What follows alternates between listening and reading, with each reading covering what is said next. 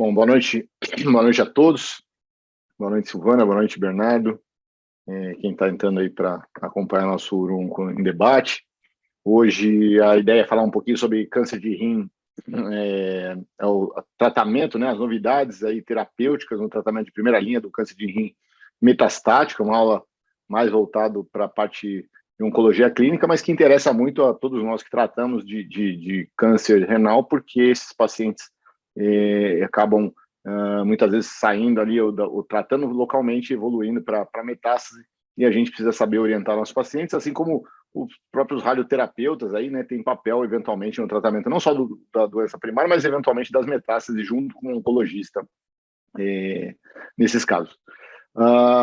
Eu gostaria de agradecer inicialmente aqui a Silvana, né, que vai participar da gente fazendo essa palestra sobre o tratamento do câncer renal de primeira linha metastático. O Bernardo, que está um pouquinho longe hoje, ele está lá nos Estados Unidos, deixou um pouquinho do seu tempo com a família para ficar com a gente. O Thiago está de férias. E, obviamente, eu não posso deixar de esquecer de agradecer as telas, a Baia e a Ipsen, que têm ajudado a gente aí nessa nossa jornada e podendo levar essa discussão para vocês. Só relembrando, né, aqueles que tiverem alguma pergunta, podem mandar as perguntas pelo Q&A, pode mandar no chat. Se quiser entrar ao vivo para conversar também, a gente pode abrir a câmera, só mandar para a gente conversa aqui e abre a câmera também para falar ao vivo com a gente. Não sei mais delongas, Phil, você pode ficar à vontade aí para começar a sua aula. Obrigado. Obrigada a todos. Eu vou compartilhar aqui a minha tela. Estão vendo a minha tela? Tá. Então, obrigada aí, Cláudio, pelas palavras. Bom, a gente vai, né, hoje vamos falar de avanços terapêuticos em primeira linha de câncer renal, né, um tema amplamente discutido aí nos últimos eventos de urologia, né, em virtude de diversos estudos aí, né, que mudaram a nossa prática quando a gente trata câncer de rim. Bom, meus potenciais conflitos de interesse. E aí, para a gente falar um pouco, né, de câncer de rim, vamos começar pela história natural, né, do câncer renal. Vejam aqui esse gráfico, como é diferente a sobrevida em 5 anos quando o paciente já se apresenta metastático. 11 a 12, 13% da nossa estatística dos pacientes com câncer renal, em 11 a 12% eles já se apresentam metastáticos de novo, né, desde a apresentação inicial, e desses, né, a sobrevida, né, em 5 anos é bastante reduzida, e daqueles pacientes que se apresentam com doença localizada ou com linfonodo regional, 20 a 30% vai acabar recorrendo aí, né, principalmente aí nos 3 primeiros anos. Esses são os tipos histológicos mais frequentes, né, do câncer renal. Células claras, obviamente, é o mais frequente deles, chegando em algumas estatísticas a 80% dos casos, né, e aqui os achados genéticos, né, mutação de P53, deleção de CR3P, mutação de VHL. O papilífero cromófago é o segundo mais comum, né, com o qual a gente mais se depara, chegando a 15%, cromófago, duto coletor de Bellini e o carcinoma medular, né, que é uma doença realmente muito grave. Bom, cada uma dessas histologias pode se apresentar já associada à diferenciação sarcomatóide, o que piora o prognóstico, infelizmente, mas felizmente os últimos estudos mostraram aí uma melhora para esses pacientes, como eu vou mostrar. Bom, aqui os critérios, né, toda vez que a gente se depara com um paciente com câncer renal, a primeira coisa é estratificar o risco desse paciente, porque a partir dessa estratificação é que a gente vai planejar o tratamento dele, né, o tratamento clínico. Então, quando o paciente, o início do tratamento acontece até menos de um ano do diagnóstico, a gente pontua 1, Karnofsky inferior a 80%, já pontua de novo o hemograma, né? Quer dizer, a hemoglobina inferior ao limite superior da normalidade, pontua também cálcio sérico elevado, plaquetose e neutrofilia. Quando o doente não tem nenhum desses fatores de risco, ele é classificado como risco favorável. De 1 a 2, risco intermediário, e acima de 3, desses fatores, os pacientes são considerados de risco desfavorável, né? Lembrando que cerca de 80% dos pacientes se apresentam aí nessa classificação entre o desfavorável e o intermediário, tá? Só 20% dos pacientes metastáticos são risco favoráveis. Aqui, esse estudo ele é bem antigo, mas eu gosto de mostrar porque ele avalia, né, ele faz aí uma análise da sobrevida livre de metástases de acordo com o risco do paciente, né? Então, vejam a diferença, quer dizer, um paciente de baixo risco, em 5 anos, ele praticamente, né, não vai, a chance de desenvolver metástases é muito baixa, quase de 0%, né? Enquanto os pacientes de alto risco, né, uma porcentagem aí, pelo menos 20% né, de chance de desenvolver. Então, quando, né, a gente está falando, na verdade, de um grupo bastante heterogêneo de tratamento, de pacientes, e que, portanto, para quem, então, a gente vai precisar, né, oferecer tratamento diferente, individualizar cada caso para planejamento do tratamento. Bom, essa é a timeline do tratamento, né, do câncer renal. Vejam que aí nos últimos 15 anos, realmente o tratamento mudou muito, né, para a felicidade nossa e dos pacientes. Então, a partir mais ou menos de 2008, começaram a surgir os primeiros TKIs, né? Para quem lembra, antes disso a gente tratava esses pacientes com interferon em altas doses, era um tratamento super tóxico, né? Mas aí, com a chegada dos TKIs, esse cenário começa a mudar. Por volta de 2015, chega o nivolumab em segunda linha, né, para tratamento dos pacientes. E aí, por volta de 2018, foi apresentado o Checkmate 214, né, com ipilimumab mais nivolumab para tratamento já de primeira linha.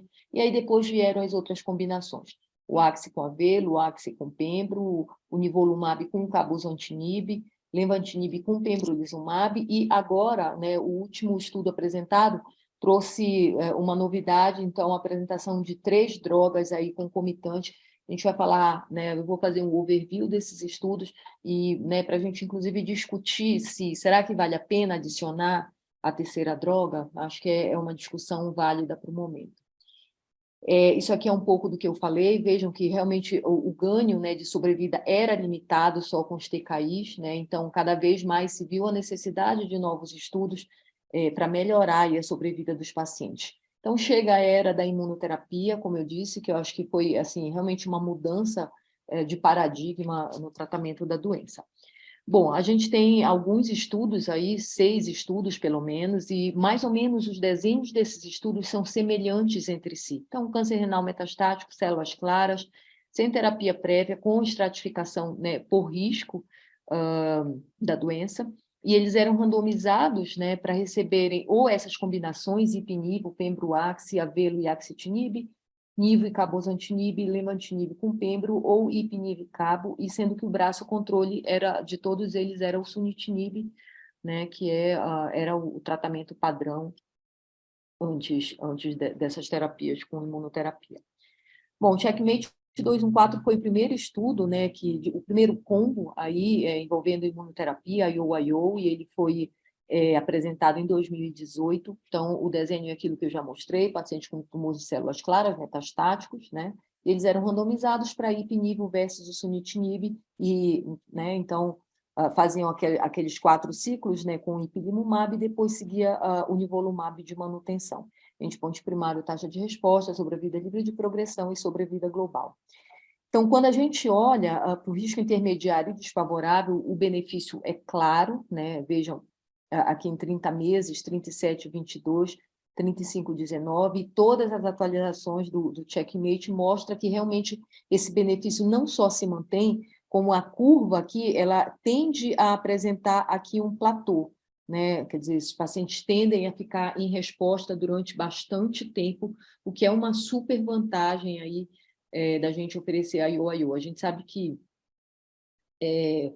quando, assim, para os pacientes que respondem que vão bem, que não tem toxicidade, o paciente vai muito tempo e vai muito bem, parece que não está em tratamento, realmente é uma toxicidade bastante favorável. Bom, em relação à sobrevida global para o risco favorável, não houve diferença, inclusive pelo contrário, o sunitinib no estudo performou melhor, que não foi muito diferente dos outros estudos, como eu vou mostrar. Tanto é uma combinação que aumenta a sobrevida global, taxa de resposta, sobrevida livre de progressão, né, na população de risco intermediário e favorável. Né? Para o risco favorável, apesar de não aumentou a sobrevida global, mas tem uma taxa de resposta completa, aí da ordem de 12%. Eu me recordo que algumas pessoas até defendiam fazer IP nível mesmo para o risco favorável por conta dessa taxa de resposta completa. Eu, particularmente, não concordo com isso. Eu acho que não justifica. Bom, a combinação está aprovada pelo FDA e Anvisa para câncer de rim metastático, de risco intermediário ou desfavorável, e é assim que a gente tem em bula no Brasil também. O Keynote 426, que avaliou o pembrolizumab mais axitinib, né, tendo como endpoint primário sobrevida global. Vejam aqui a diferença das curvas, um hazard ratio de 0,53, portanto, uma redução aí para o risco de morte da ordem de 47%, né, claramente um estudo positivo. E aqui, vejam que, mais uma vez, para o risco favorável, as curvas se cruzam, né, a gente não vê esse benefício para o risco favorável, embora em sobrevida livre de progressão parece que vai melhor realmente. Tá aqui em relação à taxa de resposta, 11% de resposta completa aqui dos pacientes que usaram a combinação versus 6% dos pacientes do sunitinib. Follow-up de 4 anos, né, realmente o benefício é mantido, tanto em sobrevida global quanto em sobrevida livre de progressão. Tanto essa combinação ela foi aprovada independente da classificação prognóstica, tá? Diferente do estudo anterior. A grande questão aí é a velha questão IO versus IO-TKI, o que será melhor para os nossos pacientes, né? Eu sempre questiono, né, coloco esse slide, será que é necessário associação de IO e TKI para todo mundo do risco favorável? A minha impressão é que não, aliás, alguns pacientes vão acabar nem tratando. O Javelin, um estudo que também foi apresentado em 2018, um desenho de estudo semelhante, mas aqui a avaliação era do avelumab com axitinib, né, versus o sunitinib, endpoint primário sobrevida livre de progressão, e sobrevida global, e eles avaliaram os pacientes pelo PDL1. Vejam aqui a sobrevida livre de progressão para os pacientes PDL1 positivos, né, claramente aí beneficiando os pacientes que usaram a combinação. Então, enfim, endpoint primário, resultado positivo, uma sobrevida livre de progressão de 13 versus 7,2 meses.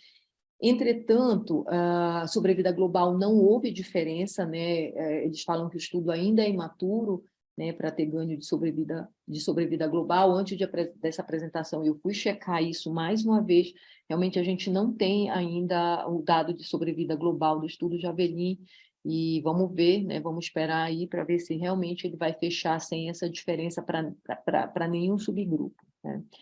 Então, a velucoaxitinib tem uma maior sobrevida livre de progressão e taxa de resposta, né, quando comparado ao sunitinib, entretanto, sem aí ganho de sobrevida global, a gente vai precisar esperar mais um tempo, na minha opinião, para começar a usar essa combinação em virtude da questão da sobrevida global. O Checkmate 9A, um estudo que avaliou nivolumab com cabozantinib, né? Desenho de estudo semelhante aos anteriores, ele também aqui tinha estratificação por risco da doença.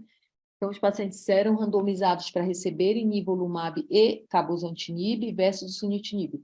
Eu chamo a atenção, assim, a gente que está acostumado a lidar com a toxicidade do cabozantinib, a gente sabe que às vezes não é fácil, né? Em monoterapia, a gente usa o cabozantinib na dose de 60 miligramas e não 40, então é possível que, né, que essa seja um dos motivos, né, para a manutenção de qualidade de vida e a boa tolerância que esses pacientes desenvolvem aí a esse esquema, né? A dose do cabozantinib aqui é menor. Bom, aqui as características dos pacientes, né, vejam, a grande maioria era de risco intermediário, né, mas tinha pacientes tanto de risco favorável quanto de risco desfavorável, né? E o número de lesões, a grande maioria tinha mais do que 2 lesões, e em relação aos sítios metastáticos, a maioria é pulmão mesmo, seguido de linfonodo, osso e fígado, nada diferente daquilo que a gente já conhece da doença. Sobrevida global e sobrevida livre de progressão, vejam, né, uma diferença de 70% versus 60% em sobrevida global, 39% e 20%. né? Então, mais uma vez, uma outra combinação que mostra aí superioridade em relação ao TKI isolado sunitinib. Para o risco intermediário e desfavorável, vejam a diferença das curvas, né? Claramente o risco desfavorável vai muito pior, vai muito melhor aí com a combinação, mas ambos os subgrupos se beneficiam, né, do cabozantinib com o nivolumab. Mais uma vez, o risco favorável, as curvas se cruzam, não houve benefício, né, em oferecer aqui essa combinação para os pacientes de risco favorável. Aqui, taxa de resposta objetiva, né, 55% de taxa de resposta, né, uma taxa de resposta bem interessante, versus 27% quando a gente tinha só o sunitinib, que foi o que eu mostrei para vocês lá no início da aula, né?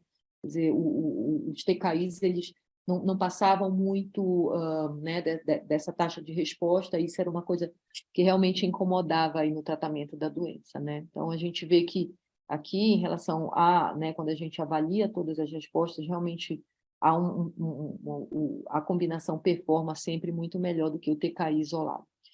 Em relação aos efeitos adversos dessa combinação, também o estudo não mostrou, né, nada de diferente do que a gente já conhece. Vai ter um pouco mais de diarreia por conta da imunoterapia, síndrome Mont-Pé vai bem parecido em ambos, né? A gente sabe que o sunitinib é uma droga que a gente vê muito paciente com síndrome Mont-Pé, né? Hipertensão, hipotiroidismo, enfim, não foi tão diferente assim um do outro, e também isso não foi diferente dos estudos anteriores, né, que a gente tinha. Vejam, alguns, né, eventos adversos por qualquer causa, né, praticamente 100%.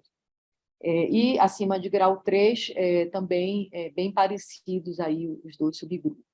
Então, é um estudo claramente positivo, né, com superioridade da combinação, foi bem tolerado, a gente tem dado de qualidade de vida, e uma novidade dessa combinação, a combinação foi aprovada recentemente, tanto pela Anvisa quanto no rol da ANS, esse ano a gente tem aí a aprovação do cabozantinib, sendo a única combinação, né, em que a gente tem aprovação no rol da ANS para, né, usar o TKI aí em primeira linha junto com uma imunoterapia. Bom, aí passamos então para o estudo CLEAR, né, que avaliou o pembrolizumab com axitinib, né, desenho de estudo semelhante aos anteriores. Aqui, na verdade, a diferença é que eram 3 braços de tratamento, o lenva com pembrolizumab, o lenva com everolimus e o sunitinib. Diferente dos outros, né, diferente dos outros que eram só 2 braços aqui. Endpoint primário foi sobrevida livre de progressão e sobrevida global foi endpoint secundário.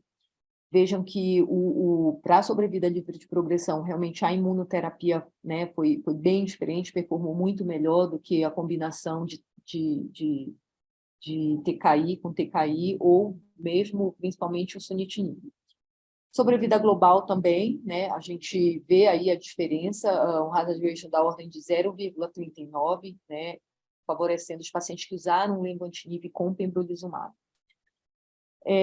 Aqui a atualização, né, da ESMO do ano passado, da última ESMO, né, então a gente vejam só aqui que interessante, né, mais uma vez para o risco favorável, quando a gente olha o hazard ratio cruza a unidade, né, então parece que realmente o risco favorável não se beneficia muito aí dessas combinações, né? Tem toda uma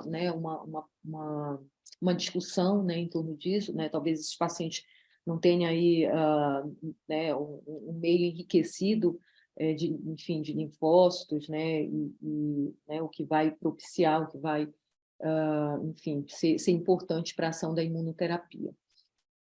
Tanto pelo critério do MSKCC quanto do IMDC, a gente vê essa diferença aí para o risco favorável, quer dizer, parece que não é realmente, não são todos os pacientes que vão precisar aí dessa combinação. Aqui, eu coloquei esse slide para discutir isso aqui com vocês, porque isso aqui foi extensamente discutido, tanto na ESMO, quando esse estudo foi apresentado, a taxa de resposta de 71% do lenvatinib com pembrolizumab. É uma coisa que realmente impressiona, né? Quando a gente olha os estudos que eu apresentei para vocês, as taxas de resposta variam aí de 55%, né, não chegando perto de 60%, mas 71% realmente foi um estudo que se superou aí em relação à taxa de resposta. Né? A gente sabe que o Lemantinib não é uma droga, né, simples de manejar, uma droga que traz muita toxicidade e impacto na qualidade de vida dos pacientes, mas talvez para algum subgrupo, né, aqueles pacientes, por exemplo, que se apresentam com crise visceral, enfim, talvez seja uma combinação interessante, objetivando-se atingir aí essa taxa de resposta muito, muito interessante. E o estudo COSMIC, um estudo que foi apresentado na ESMO do ano passado, um estudo já realmente diferente, porque aqui a gente já está falando de trimodalidade, né? Então, os pacientes usaram cabozantinib em combinação com ipinivo, tá? Para pacientes não tratados previamente, né? E vejam, a dose do cabozantinib foi de 40 miligramas também, né?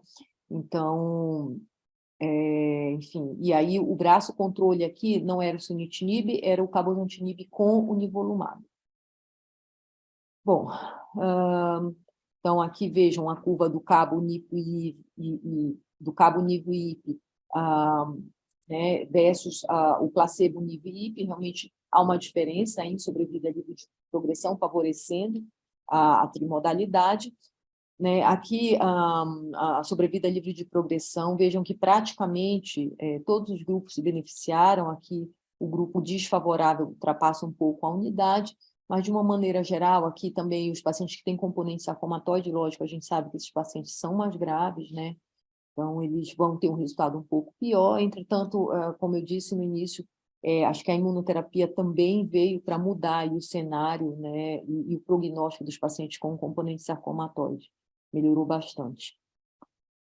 Sobre a vida livre de progressão, né, a gente vê que, engraçado aqui, as curvas, né, em algum momento se cruzam no risco desfavorável, portanto, para o risco intermediário há um claro benefício aí da combinação das 3 drogas.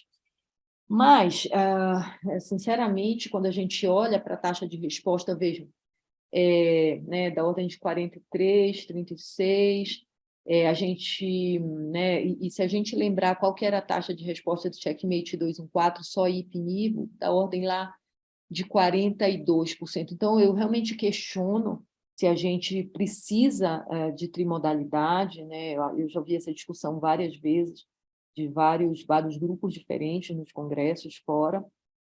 Acho que a gente vai precisar esperar um pouco mais de tempo, né? Até para avaliar aí sobrevida global, né? Que a gente ainda não tem. Então, eu confesso a vocês que eu acho que ainda não é a minha realidade, né? Até que esse estudo amadureça um pouco mais e a gente conheça um pouco mais aí sobre essas curvas.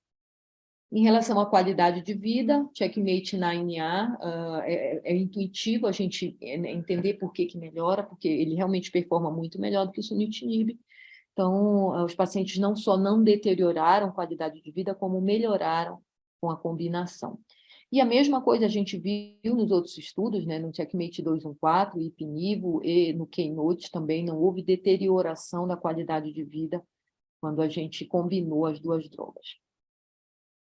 Essa tabela, claro, a gente sabe que não deve fazer isso, né, comparar estudos, mas aqui eu vou fazer. Vejam aqui, isso aqui que eu acho interessante, quando a gente fala de risco de progressão. Então, da ordem de 19%, né, para o ipinivo, 11% para o Keynote, Pembrixac, cabo inivo da ordem de 6%. Então, eu acho que, e lenva-pembro da ordem de 5%. Eu acho que quando a gente, aquilo que eu falei para vocês, né, quando é que eu vou prescrever provavelmente uma combinação de TKI com imunoterapia? O paciente, quando tem, né, tem um volume de doença maior, a gente precisa de uma taxa de resposta maior, a gente não pode correr o risco daquele paciente progredir, né? Então, eu acho que essa é a hora da gente lançar a mão aí da combinação de imunoterapia com o TKI. As diretrizes do NCCN, né, agora de 2023, então, para o risco favorável, são todos esses estudos que mostraram aí benefício, então, axi-pembro, cabo-nivo, lenva-pembro, e quando a gente olha para o risco desfavorável, a gente acrescenta ipinivo e cabozantinib para alguns pacientes que vão precisar usar TKI aí em primeira linha. No Brasil, isso é semelhante, lembrando que a gente só tem a aprovação no rol do cabozantinib. E as diretrizes da ESMO também são bem semelhantes, tá? Então, para o risco favorável, pembro-ax, cabo-nivo, pembro-lenva, né? Para o risco intermediário igual ao risco desfavorável, né? A gente só vai acrescentar ipinivo, lá eles não colocam o cabozantinib como uma alternativa imunoterapia. Bom, aqui esse guideline foi apresentado, foi publicado, né, um guideline da ASCO em relação às recomendações para câncer renal, isso foi publicado o ano passado, né? Então, o que a gente vai usar em primeira linha pelas recomendações da ASCO? Para o risco intermediário, a combinação de IO-IO ou IO-TKI, e para o risco favorável, a gente vai usar, aqui não temos IO-IO, mas um TKI, né, em combinação aí com o inibidor de checkpoint, imunoterapia. Para o risco favorável, a gente, né, eles recomendam que se use aí um TKI monoterapia, né, ou né, em combinação aí né, com TKI com imunoterapia. Uma coisa, né, interessante aí, quando você tem aí algum problema, né, enfim, para esses pacientes, né, o paciente não pode usar combinação, enfim, o ideal realmente é que você comece aí com TKI. E uma outra coisa muito importante, eu acho, né, que acho que também deve mudar a prática, né, de quem prescreve esses tratamentos em relação a metástases ósseas, né? Então, quando o paciente está em uso de imunoterapia, né, o Bernardo pode até comentar isso depois, mas a gente e tem uma oligoprogressão, ou o paciente já se apresenta, né, com uma doença, por exemplo, óssea localizada, vale a pena irradiar, né, e seguir aí com imunoterapia. Não há uma recomendação formal da ASCO sobre qual esquema a gente vai usar quando o paciente se apresenta com metástases ósseas, entretanto, pelo que a gente já conhece né, do cabozantinib, quer dizer, da ação do MET, né, que pode estar alterado, né, pode estar hiperexpresso nesses pacientes, então talvez o cabozantinib, a combinação com o cabozantinib seja ideal para esses pacientes. Em relação à metástase cerebral, o que foi discutido é que esses pacientes devem tratar a metástase cerebral antes de iniciar o tratamento, né? Lembrando que não é ideal a gente começar a imunoterapia quando o paciente está em uso de corticoide, muitos desses pacientes acabam precisando de corticoide. Vejam essa apresentação que foi, né, esse artigo que foi publicado na JAMA em 2001. Então, eles tinham aqui 2 grupos de pacientes. No grupo A, eles não tratavam, né, com câncer de metástase cerebral. O grupo A não tratava a meta e o grupo B né, realizou tratamento local. Então, para o grupo que realiza tratamento local, realmente a taxa de resposta parece melhor, né, enfim, do que daqueles pacientes que esperam aí que né, o médico opta por não tratar a meta cerebral e seguir aí só com o tratamento sistêmico. Então, aqui, mais uma vez, né, falando, né, do que eles recomendam aí, primeira linha, se o paciente usou TKI, vai usar nivolumab, né, em segunda linha, a gente tem essa aprovação, ou cabozantinib, né, porque a gente não tem o cabo em primeira linha, imunoterapia. Então, quando o paciente usou ipinivo, vai, claro, acabar usando um outro TKI. Se ele usou um TKI com imunoterapia, vai usar aí um outro TKI alternativo que ele não tem usado, né, na primeira linha. E para aqueles pacientes que estão em tratamento com imunoterapia e que têm uma oligoprogressão, eles recomendam que você trate localmente, né, ofereça radioterapia ou um tratamento ablativo e siga com a imunoterapia. Então, qual terapia de primeira linha escolher, né? A gente tem aí um monte de estudos, como eu acabei de apresentar. Então, o que seria ideal, né? Eu acho que ideal não tem essa resposta de bate-pronto, né? Eu acho que é avaliar o paciente, né, que tá com você, qual é o risco, qual é o volume de doença, qual é a sua necessidade de taxa de resposta, estratificar bem esse paciente, né, estadiar bem, e sempre, né, que possível, levar num tumor board para discussão multidisciplinar e tomar sua decisão. A gente sabe que o câncer renal, como, né, acho que todos esses estudos mostram isso para a gente, é uma doença heterogênea. Então, vai variar desde um paciente que tem um pequeno nódulo pulmonar até um paciente que tem crise visceral. Então, você pode observar, né, em alguns casos, o paciente vai usar só monoterapia, em alguns casos não tem jeito, né, que na verdade é a maioria, a gente vai acabar lançando mão da combinação. Esse caso que eu vou mostrar aqui para vocês é um caso novo do meu consultório, ele começou a passar comigo agora em março, no mês passado. É um paciente que veio, né, com cefaleia, procurou pronto-socorro por cefaleia, vinha febril em casa, na verdade a temperatura até chegou a quase 39, e aí ele começou a evoluir com tontura, perda de coordenação motora, e a ressonância mostrou, né, essas imagens aqui, né, bem feias, bastante edema. Então ele tinha 3 lesões, né, 2 no lobo frontal e uma no lobo occipital. Esse paciente, bom, e aí eles acabaram já estadiando, né, ele estava internado, e vejam a massa renal dele realmente enorme, tem até sinal tinha até sinal já de necrose dentro da massa. A biópsia, né, do rim, eles acabaram fazendo uma biópsia que veio infiltrado atípico, e, né, por conta do edema cerebral, acabou se iniciando a dexametasona 16 miligramas dia. Bom, quando ele veio, o hemograma do início era normal, cálcio normal, PS normal, né, e aí ele acabou fazendo uma craniotomia, né, ressecção aí, mas o neurocirurgião optou pela ressecção só das lesões frontais, né, ficava distante, ressecar a lesão frontal e ressecar a lesão occipital, o plano dele era só para as lesões frontais.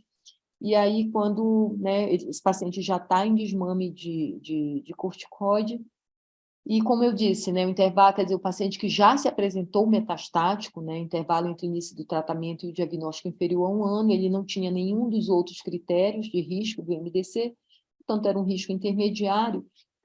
E aí eu discuto com vocês qual seria a conduta mais adequada para esse paciente. Podemos votar? A gente vai colocar a enquete, podem votar, por favor.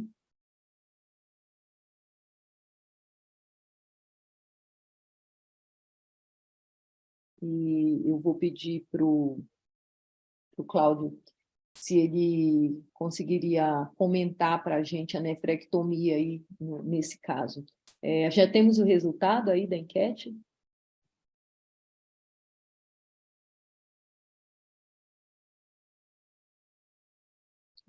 Olha só, a maioria, né, junto aqui com o ipinivo, faria ressecção, né, da lesão que não foi ressecada, e faria pembrolizumab adjuvante, né?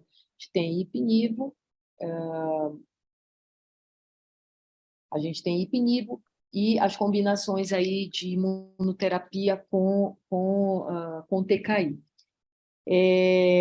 Aí eu vou perguntar para o Cláudio o que ele acha de nefrectomia para esse paciente, um paciente que tem essa massa renal aí grande, né, mas que já se apresenta com metástase cerebral. Eu acho que o caso é bem interessante porque tem uma massa renal grande, é verdade, mas o problema inicial dele foi a metástase cerebral, né? Foi, inclusive, ali que começou a investigação. O meu entendimento da nefrectomia citoredutora é que depende muito do tamanho da massa renal em relação à metástase, de como essa metástase e como essa massa renal estão se apresentando em termos de sintomas para os pacientes, para o paciente. E aí, avaliando o que pesa mais aí em termos de sintomatologia, fazer o tratamento daquilo que está causando o problema. Acho que a citorredução na nefrectomia no tumor de rim, ela é uma opção interessante para pacientes com doença de baixo risco ou até risco intermediário, que acho que é o caso aqui, não é isso? Sim. E se ele tiver uma boa evolução dessa ressecção da lesão frontal, eu pensaria assim na nefrectomia. Agora, independente de qualquer coisa, né? Acho que o tratamento sistêmico é a principal forma de tratamento para esses pacientes, né? Aí eu Sim. não sei só se o pembrolizumab, não sei, aí eu fico na dúvida. Mas aí eu deixo com você. Assim, eu coloquei aqui, porque, na verdade, a gente, né, o estudo que avaliou o pembrolizumab adjuvante, né, entre aspas, ele incluía pacientes que ressecaram todas as lesões metastáticas e Sim. depois ele fazia adjuvância. A opção aqui foi oferecer tratamento sistêmico, tá? Cabozantinib com nivolumab, até porque esse paciente ainda estava em uso de corticoide, então a gente sabe que quando esses pacientes estão usando corticoide, imunoterapia não é, né, pode, pelo menos inicialmente, ter aí uma ação mais lenta ou nem ter uma ação satisfatória. Então, a gente combinou aí um TKI com nivolumab, e a opção foi pelo cabozantinib, né, baseado no 9A, né? Mas vejam que interessante. Então, esse Ô, paciente Sil, já passou... Oi, Cláudio. desculpa te perguntar. Assim, realmente, de novo, a parte abdominal dele, pelo que eu entendi, não era algo, pelo menos de sintomatologia, importante. E da parte do sistema nervoso central, ele ficou bem controlado?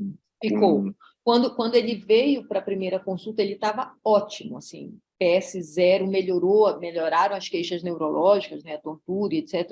Ele teve uma bela melhora com o corticoide e com a cirurgia. Ah, mas ele operou, então, a neurocirurgia, porque essa é a minha dúvida, Ele operou se a tinha lesão. operado. Ele operou, né, inicialmente ele fez a craniotomia, operou as duas lesões frontais e a lesão occipital ficou, né? Então, Tá. E a discussão era, será que reopera a lesão que ficou e faz pembro adjuvante ou, né, enfim, trata esse paciente com TKI e imunoterapia, né, Deixa, nivolumab, considerando que ele é realmente metastático. Então, ô, Sil, só rapidinho, o Fernando Picon, ele está assistindo a gente aqui. Boa noite, Fernando, tudo bem? Faz tempo que eu não vejo aqui ao vivo. Fernando vai ser Ele papá. vai, parabéns. Ele está perguntando se tinha só meta cerebral ou se tinha mais doença em outros órgãos. Bom, nesse slide aqui já mostra que tem linfonodos abdominais, né? Na verdade, Grandes. quando ele se apresentou para a gente, lá atrás, início de março, quando ele estadiou ainda internado, ele não tinha. Mas vejam a importância da gente começar tratamento sistêmico. Essa doença é muito grave, né? Então, agora, semana passada, ele teve uma dor abdominal, eu encaminhei para o pronto-socorro. Chegando lá, ele fez essa tomografia que mostrou múltiplas linfonodomegalias retroperitoneais, periaórticas, pericarinais, se estendendo até a ilíaca comum. Então, assim, ele teve uma progressão muito rápida, né, da doença. Ele não tinha nada, né, no corpo, pelo menos nada que aparecesse nas tomografias no início do mês passado, e ele está progredindo. Quanto tempo depois do diagnóstico apareceram essas linfonomegalias? 1 mês e meio, mais ou menos. Não foi rápido. Muito rápido. Então, ele já começou... E aqui ele estava sintomático, tá? Nesse dia que ele veio com dor abdominal, e ele começou já o nivo e o cabo na semana passada. Hoje, por coincidência, ele voltou hoje em consulta, muito melhor, assim. Claro, está tomando analgesia aí para dor abdominal que ele estava sentindo, mas, assim, parece outra pessoa. Neurologicamente melhorou, enfim. E aí eu coloquei essa outra enquete aqui para gente votar de novo, né? Essa era a minha próxima pergunta. Na verdade, eu ia perguntar direto para o Bernardo. Né? O que a gente vai fazer aí com essa lesão occipital? Será que a gente segue aí o combo sistêmico e aguarda a evolução no sistema nervoso central, ou a gente irradia crânio total, né? Lembrando que ele tinha aquela lesão volumosa lá frontal, ou a gente vai optar por SBRT. Primeiro eu vou pedir para todo mundo votar, e aí depois para o Bernardo comentar. Está aparecendo a enquete? Ah, aqui já. E olha só, né? A maioria votou por seguir o tratamento sistêmico e aguardar a evolução aí do sistema nervoso central. Ninguém votou em SBRT, uma pequena parte votou em radioterapia do crânio total. Aí eu vou pedir para o Bernardo comentar. Esse paciente acabou indo para o Bernardo, tá? Coincidentemente. Bom, boa noite, pessoal. O tratamento cerebral não é uma coisa tão simples, né? Cada caso pode se apresentar de uma maneira distinta e nem sempre a gente consegue pôr uma regra para todo mundo. E lembrar que a histologia também é importante. Então, tumores renais a gente não vê com tanta frequência quanto vê em pulmão, por exemplo, mas lembrar da histologia também é importante.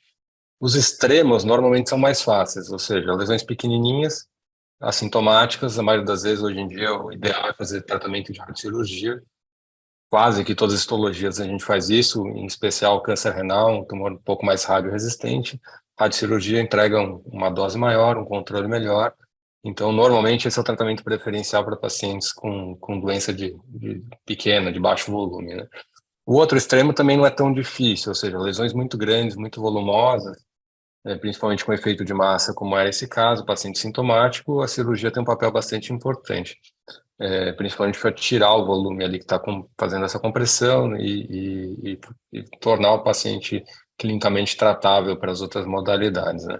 Nem sempre dá para operar, depende do local do cérebro, mas nesse caso as lesões frontais eram relativamente mais fáceis ali, a localização era possível, mas a gente sabe também, tem vários dados aí de neurocirurgia que múltiplas craniectomias têm maiores taxas de complicação e não é muito recomendado, então talvez não tenha sido feito uma tricraniectomia nesse caso, porque o risco de complicação e evolução assim pior no pré e pós-operatório é bastante mais significativo. Então a gente não acaba fazendo. O intermediário é que é mais discutível. Então lesões um pouco maiores, acima de 2,5 centímetros, que não tem tanto efeito de massa, esses casos são mais desafiadores. Tradicionalmente, lesões maiores tinham melhores controles com cirurgia, mas isso vem mudando nos últimos anos, principalmente com o surgimento de novas drogas que têm um pouco melhor penetração no sistema nervoso e também com técnicas de radiocirurgia mais modernas, né? Principalmente você fracionando um pouquinho o tratamento, em vez de fazer aquela dose única que seria a radiocirurgia tradicional, você faz em 3 ou 5 sessões, mais ou menos como essa BRT que a gente faz aí em lesões ósseas. Isso tem se mostrado com um controle bastante satisfatório. Então, tem alguns centros hoje que a gente tem uma tendência mesmo lesões um pouco maiores, tratar com radioterapia estereotática fracionada ou radiocirurgia fracionada, porque o controle é bem bom, assim, na faixa de uns 75%, 80%. Isso existe muita discussão, por quê? Porque a lesão demora um pouco mais para regredir, o paciente às vezes precisa de corticoide, então não é tão fácil tirar o corticoide, tem toda uma discussão junto com o time da oncologia para ver se isso vale a pena ou não, mas num caso que tem múltiplas, 3 aí casos de lesões, fazer 3 craniectomias seriam bastante complicadas, então essa opção seria com bom controle, com menos risco de complicação e liberaria o paciente para um tratamento sistêmico logo. Tratamento sistêmico para rim, acho que a Silvana pode comentar melhor, mas não é tão usual quanto em pulmão, que a gente às vezes tem respostas com TKIs muito boas. Então, aqui não é tão bom essas combinações. Então, normalmente, ou cirurgia ou radiocirurgia está envolvida nas combinações aí de tratamento. O cérebro total para rim é um tratamento muito ruim. A gente faz, em último caso, em lesões assim múltiplas, onde não é possível fazer tratamento focal, lembrando que cérebro total para várias histologias não tem ganho de sobrevida, então seria mais um controle sintomático e prevenção de progressão para uma doença radioresistente que não tem uma resposta tão boa, então a gente evita. Então, essa seria a minha alternativa seria a radiocirurgia, né, o SBRT aí cerebral, e tentaria seguir logo para o tratamento sistêmico com a Silvana. É exatamente isso, e isso é a recomendação da ASCO, né, Bernardo? A gente tente tratar localmente com terapias ablativas essas lesões, né, e seguir com tratamento sistêmico o mais rápido possível. Sil. Tem gente aqui fazendo outra pergunta. Isso, A eu ia falar Marina, sobre isso, então, por favor. então, a Marina está perguntando aqui, um paciente de 42 anos, carcinoma de células claras, PT3, pós-operatório já evidenciou nódulos pulmonares suspeitos de até 0,8, solicitado PET biópsia pulmonar, confirmado acometimento pulmonar exclusivo. Qual a melhor primeira linha? O que acha de ablação? Olha, Marina, quantos nódulos pulmonares, né? Que aqui ela colocou, evidenciou nódulos pulmonares suspeitos. Paciente muito jovem, né? Um paciente de 42 anos, particularmente eu tenderia a oferecer primeiro o tratamento sistêmico para esse paciente, Marina. Qual?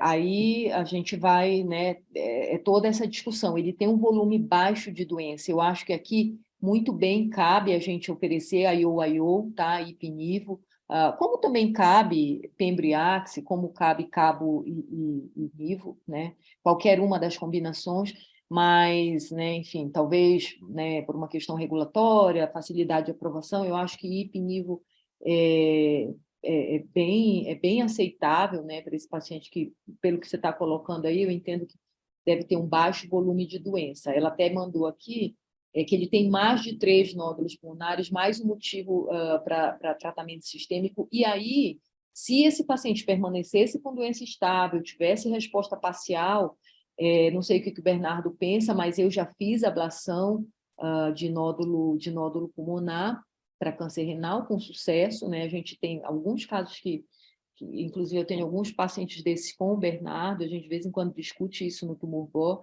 mas eu acho que a primeira coisa aqui, Marina, é tratamento sistêmico, né? Controlar a doença, sentir que você, né, teve um controle aí adequado de doença e aí depois pensaria em terapia ablativa. É um paciente muito jovem e me parece, olhando aqui, que ele não tem uma doença muito boazinha, não. Ô, Sil, vou fazer uma pergunta para você. Você faz o tratamento da metástase? Óbvio que não é o caso aqui que está discutindo, não é o caso que foi discutido agora da Marina. Aí tem uma, duas lesões e você resseca, ou você abla, ou você faz radioterapia, o que for. Tratamento da metástase. É possível tirar a medicação sistêmica? Sim, com 1 ano. O estudo que avaliou, né, a gente tem um estudo que mostra ganho, né, de sobrevida, que é o estudo que avaliou o pembrolizumab adjuvante por 1 ano, né, Cláudio? A grande discussão da adjuvância, né, é aquilo. Por exemplo, um paciente como esse da Marina, né, um T3, vai que é um T3 de alto grau, por exemplo, que foi incluso aí, né, no trial de adjuvância. Todos esses pacientes foram inclusos. Eu acho que a grande crítica, né, que a gente deve ter é: será que, né, de fato, a gente não está supertratando? Desculpa, eu falei de ganho de sobrevida, não. A gente tem ganho de sobrevida livre de progressão, a gente ainda não tem, né, ganho de sobrevida global. Eu acho que para alguns pacientes mais graves, com componentes sarcomatoides, doenças de mais alto volume, ou aqueles pacientes que têm sua metástase ressecada, esses pacientes são ideais para receberem pembrolizumab adjuvante, mas pacientes que têm um volume, né, uma doença menor, mesmo um T2 com componente sarcomatoide, eu acho que eu seguraria a adjuvância e esperaria ver para que lado vai. Se a gente, né, assim, talvez a gente, como eu disse, esteja hipertratando um subgrupo aí de pacientes e talvez esperar, né, para ver se esse paciente realmente está curado ou se ele vai progredir, oferecer, quando progridem, oferecer tratamento na primeira progressão. Honestamente, para um subgrupo de pacientes, eu não acho que está errado. Bom, eu vou passar para o próximo slide. Então, é isso. Nem todo paciente com câncer renal é igual, né? E a gente precisa tratá-los diferentemente, encarar as doenças de maneira diferente, estratificá-las adequadamente, para a gente tentar obter aí êxito no tratamento dos pacientes, né? Então, era isso que eu tinha para discutir. A aula foi longa porque, graças a Deus, hoje a gente tem diversos estudos aí para, né, para avaliar e para escolher. Então, muito obrigada e até a próxima, pessoal.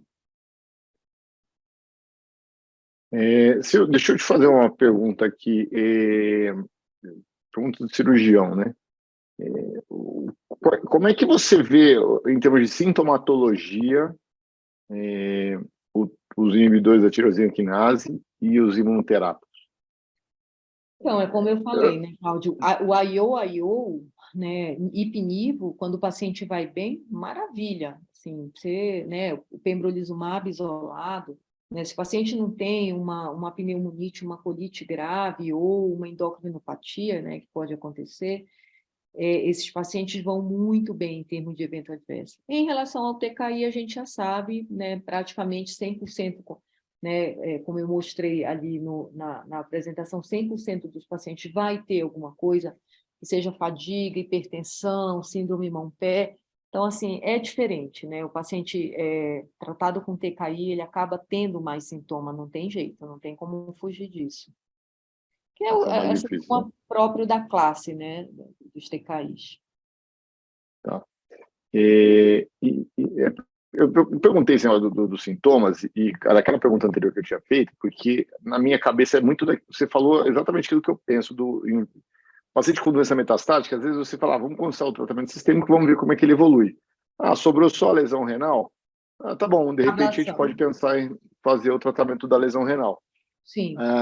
E aí, eu fico pensando no Keynote, como é que a gente entra nisso? Porque o Keynote foi para aqueles pacientes ressecados que ficaram sem evidência de doença e deram só o pembro. Mas naquele que você começou, por exemplo, ipinivo, que seja, ou pembriax, ou, enfim, qualquer uma dessas 500 combinações que tem hoje em dia. E aí você falou, pô, a doença está estável, eu vou tirar a metástase, vou tirar o rim, vai zerar, né? Ele vai ficar zerado. Esse paciente, aí você troca pelo pembro, você tira o que você faria, por exemplo, entendeu? É a Então, assim, é pergunta uma de doença. US$ 1 milhão, né? Porque a gente, Porque, assim, principalmente com o TKI, né? eu, particularmente, Cláudio, eu tenho um caso muito interessante, até que eu podia, né, também era um caso que eu podia ter trazido na sessão de hoje, que é exatamente isso. Ele era um paciente que era um risco, ele pontuava em todos os critérios do IMDC, assim, ele foi incrível. Ele chegou com PS3, assim, cadeira de roda, muita dor, tinha 40 e poucos anos, metástase em coluna, metástase pulmonar. E esse paciente teve resposta completa com ipinivo, sobrou um nódulozinho no pulmão, acho até que foi o Bernardo, se eu não me engano, que fez a ablação desse nódulo. E aí, esse paciente já estava há 3 anos com nivolumab e ele optou por parar, não fui eu, tá? E aí, ficou 1 ano e agora recidivou de novo, né? Apareceu de novo o linfonodo. E aí, eu voltei o nivolumab. Se ele vai voltar a responder, não sei, porque isso foi no mês passado, né? E é um risco, né, Cláudia? Quer dizer, você tira o bloqueio, a gente não sabe o que vai acontecer. Ele poderia ter ficado mais tempo, talvez, mas a verdade é que a gente não tem esse dado para câncer de rim. Para melanoma, a gente sabe, né? O paciente ficou 2 anos, quando, né, teve resposta completa. Em 2 anos, você experimenta, né, tem um dado de segurança para você experimentar tirar imunoterapia, mas a gente não tem isso para câncer renal. E eu tive essa experiência agora, né, do paciente que estava, acho que 3 anos com nível de manutenção. Tirou o nível, a doença voltou. É difícil de ter certeza com um caso só, mas realmente é uma experiência que marca, né? Sem dúvida É. nenhuma. Não, sem dúvida, a gente não tem essa resposta na literatura ainda, mas foi um caso que me chamou bastante atenção, né? Entendi. Bernardo, quer fazer algum comentário? Não, eu acho que a gente tem discutido muito esses casos, mas na prática não tem nada mesmo muito concreto, né? Parece que é diferente de pulmão e melanoma, o rim, a doença não é exatamente igual ao comportamento com imunoterapia, né? A gente tem aprendido isso. Mas uma coisa Sim. que a gente tem feito muito, e até está nesses guidelines que a Silvana mostrou, é fazer terapias ablativas, que seja cirúrgica, radioterapia ou por agulha, e mantendo a imunoterapia, né? Isso parece que funciona bem para o câncer renal, né? Tá Sim. começando a sair alguns dados assim, de fase 2 nessa linha que tem sido bem interessantes, né? Esse paciente que eu estou falando para vocês, que eu parei o nível, a doença voltou, é um caso. Ele fez uma ablação e era metástase, porque inclusive biopsiei, né, no pulmão. Essa ablação já tem uns 3 anos, e nunca mais voltou doença no pulmão dele, né? Então, assim, é um caso, né, muito impressionante para mim, porque esse paciente chegou, eu achei que ele ia falecer, né, na internação, né? Ele atingiu resposta completa com ipinivo. Realmente, eu brinco, eu falo que a imunoterapia, para mim, assim, é um presente para a humanidade, né? Porque faz milagres, né? Impressionante. Não, os descobridores da PDL, PDL1 aí ganharam o Ganharam Nobel, né? Por isso. Nobel, né? Tem algum motivo para eles terem ganhado. Sim. Bom, senhor, acho que então, se a gente. O pessoal da plateia que está assistindo, tem alguém que quer mandar um comentário, uma pergunta? Se não, acho que eu vou agradecer você, Silvana, pela aula, pelo caso, realmente emblemático. Bernardo, lá das suas férias, na praia, está no Caribe? Não, ele não está no Caribe, ele está só de férias. Eu queria agradecer a todos que estavam assistindo a gente aqui, que, né, também nos prestigiaram. Deixa eu colocar aqui, agradecer, obviamente, aqueles que promovem, né, que ajudam a gente a promover essa discussão, as telas, a Baia e a Ipsen. E a gente se vê agora em maio, novamente no final de maio, aí para mais uma discussão de urologia. Obrigado a todos, boa noite, até a próxima. Até a próxima. Tchau, tchau, boa noite.